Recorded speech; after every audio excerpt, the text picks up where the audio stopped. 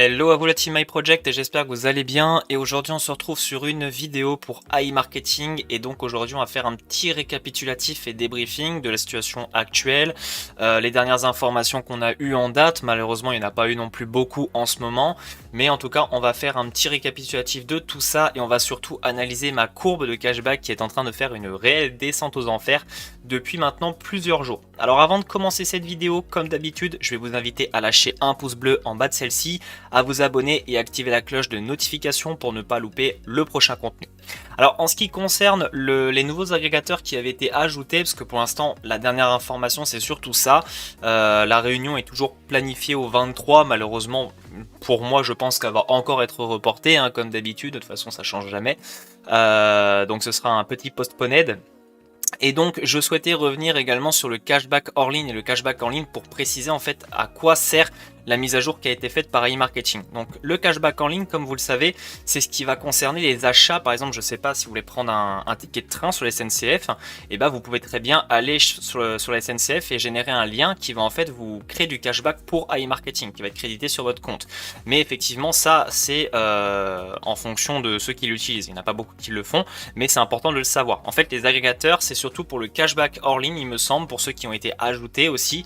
Donc lorsque vous faites un achat, vous pouvez scanner votre ticket de caisse et si voilà le magasin en question correspond, vous pouvez avoir une demande de remboursement qui va être faite pour ça. Donc bref, ça c'était la petite parenthèse pour tout ce qui était les agrégateurs. Ensuite au niveau du cashback, donc là on peut voir que j'ai vraiment une grosse descente de cashback qui est vraiment phénoménale. On peut voir que le 21 juillet j'étais entre 500, 600 et 650 dollars par jour. Et là on peut voir que ma courbe elle commence à aller vraiment très très bas. Et là j'arrive vers les 100, 150 dollars par jour. On peut aller voir même dans les statistiques.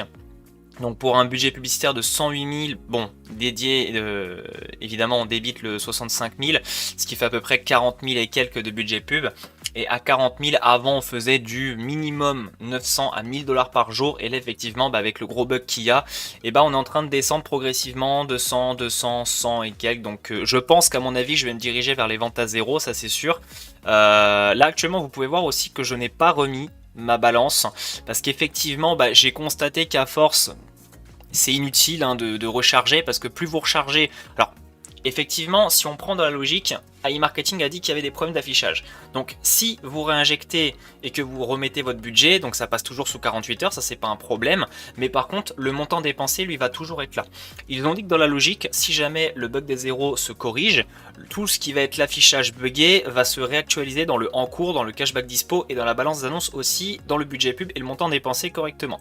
Ainsi que toutes les statistiques que vous voyez ici, apparemment ici tout sera corrigé aussi. Donc on ne sait pas combien de temps ça va prendre, ça se trouve peut-être au mois de novembre on y sera encore. Donc bon, le seul avantage qu'on a aujourd'hui qu'on peut citer, c'est qu'on a toujours iMarketing qui est là en ligne, qui marche toujours au niveau du réinvestissement, mais en tout cas pour l'instant beaucoup sont impactés par les ventes à zéro. On ne sait pas quand est-ce que ça va se résoudre. Le problème c'est que tant qu'on n'a pas de réunion, on n'aura vraiment pas d'informations non plus sur ce sujet là, donc c'est vrai que c'est un peu dommage. Donc c'est tout, on verra bien d'ici quelques temps.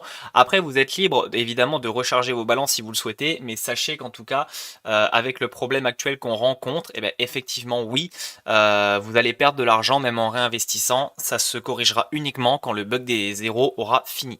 En tout cas c'était tout pour cette vidéo, j'espère que ça vous aura éclairci. Si c'est le cas, n'hésitez pas à me le faire savoir dans les commentaires, à lâcher un pouce bleu et on se retrouve dans une prochaine vidéo. Sur ce, bye bye.